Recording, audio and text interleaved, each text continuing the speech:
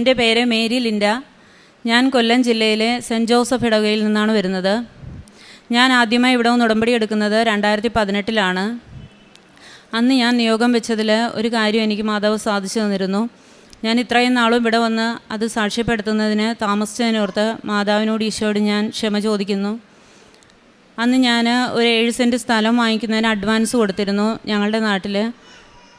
അത് അഡ്വാൻസ് കൊടുത്ത് കുറച്ച് ദിവസങ്ങൾക്ക് ശേഷം അവർ വിളിച്ചിട്ട് പറഞ്ഞു, അത്രയും 7 സെൻറ്റ് തരാൻ പറ്റത്തില്ല, 5 സെൻറ്റേ തരാൻ പറ്റൂ, അതല്ലെങ്കിൽ ഞാൻ എമൗണ്ട് ഇച്ചിരൂടെ കൂട്ടിക്കൊടുക്കണമെന്ന് പറഞ്ഞു. എനിക്ക് കേസും വഴക്കും പ്രശ്നങ്ങളിലേക്കും പോകാനായിട്ട് താല്പര്യമില്ലായിരുന്നതുകൊണ്ട് ഞാനിവിടെ വന്ന് ഉടമ്പടിയിൽ ഇത് സമർപ്പിച്ച് പ്രാർത്ഥിച്ചു. അതിന് പ്രകാരം എനിക്ക് യാതൊരുവിധ പ്രശ്നങ്ങളോ പ്രയാസങ്ങളോ കൂടാതെ തന്നെ അവരെന്നെ വിളിച്ച് ആ സമയപരിധിക്കുള്ളിൽ തന്നെ പറഞ്ഞ എമൗണ്ടിൽ തന്നെ 7 സെൻറ്റ് സ്ഥലവും തന്നു.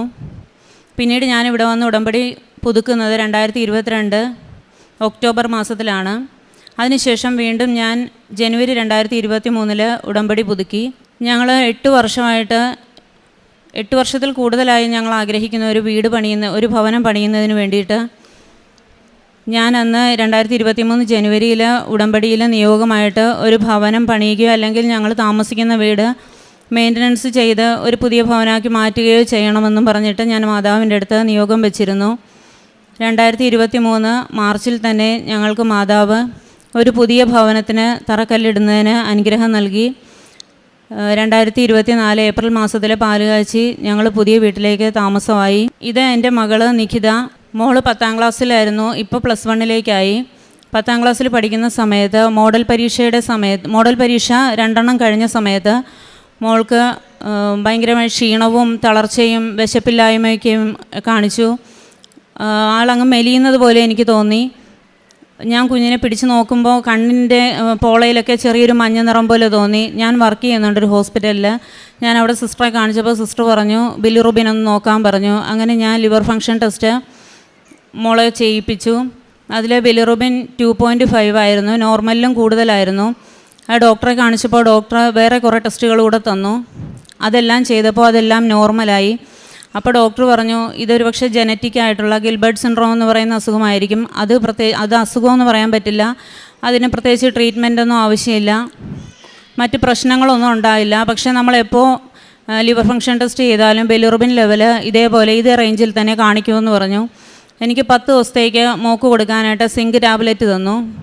ഞാൻ വീട്ടിൽ വന്നിട്ട് മോളോട് പറഞ്ഞു ഞാൻ ഈ സിങ്ക് ടാബ്ലറ്റ് മോക്ക് തരില്ല, ഞാൻ 10 ദിവസവും കൃപാസനത്തിലെ തേൻ മാത്രമേ തരൂ. 2 നേരവും ഞാൻ കൃപാസനത്തിലെ തേനാണ് മോൾക്ക് പ്രാർത്ഥിച്ചുകൊണ്ട് കൊടുത്തത്, ഞാൻ ഗുളിക കൊടുത്തില്ല. 12 ദിവസം കഴിഞ്ഞ് ഞാൻ ടെസ്റ്റ് ചെയ്തപ്പോൾ ബിലിറുബിൻ ലെവൽ നോർമലായി. ഇപ്പോൾ വീണ്ടും ഞങ്ങൾ പോരുന്നതിൻ്റെ മെനിഞ്ഞാന്ന് ഞാൻ പോയി ടെസ്റ്റ് ചെയ്യുമ്പോൾ വീണ്ടും അത് നോർമലിൽ തന്നെ കണ്ടു. മാതാവ് ജനറ്റിക്കായിട്ടുള്ള അസുഖമാണെങ്കിൽ പോലും അത് പൂർണ്ണമായും മാറ്റണമെന്നും പറഞ്ഞ് ഞാൻ ഉടമ്പടിയിൽ സമർപ്പിച്ച് പ്രാർത്ഥിക്കുകയും ചെയ്തിരുന്നു. അതിൻ്റെ ഫലമായിട്ട് എൻ്റെ മോൾക്ക് അസുഖം മാറിക്കിട്ടി. പിന്നെ മോള് 10ാം ക്ലാസ്സിൽ പഠിക്കാനായിട്ട് ക്ലാസ് തുടങ്ങുന്ന സമയത്ത് ക്ലാസ് തുടങ്ങി കുറച്ച് ദിവസം കഴിഞ്ഞപ്പോൾ അവളുടെ പപ്പ മരിച്ചു. അത് ശരിക്കും ഞങ്ങളുടെ വീട്ടിൽ വല്ലാത്തൊരു ദുഃഖമായിരുന്നു. അതെനിക്കും മോൾക്കും വല്ലാണ്ടങ്ങ് ദുഃഖമായി. പ്രശ്നങ്ങൾ മോൾക്ക് 10ാം ക്ലാസ്സിൽ ഒന്നും പഠിക്കാൻ സാധിക്കുന്നില്ല. പോകെ ഓണപ്പരീക്ഷയും ക്രിസ്മസ് പരീക്ഷയ്ക്കുമൊക്കെ മോൾക്ക് മാർക്ക് കുറഞ്ഞു. അവൾ രാത്രിയിലൊക്കെ കരച്ചിലായിരുന്നു, പപ്പയെ കാണണമെന്ന് പറഞ്ഞു. എൻ്റെ പ്രയാസവും ബുദ്ധിമുട്ടും ഞാൻ ഉള്ളിൽ ഒതുക്കുന്നെങ്കിലും ചില സമയങ്ങളിലൊക്കെ വല്ലാണ്ട് ഞാനങ്ങ് ക്ഷമയില്ലാതെ പെരുമാറി. അത് മോളെ ഭയങ്കരമായിട്ട് ബാധിച്ചു.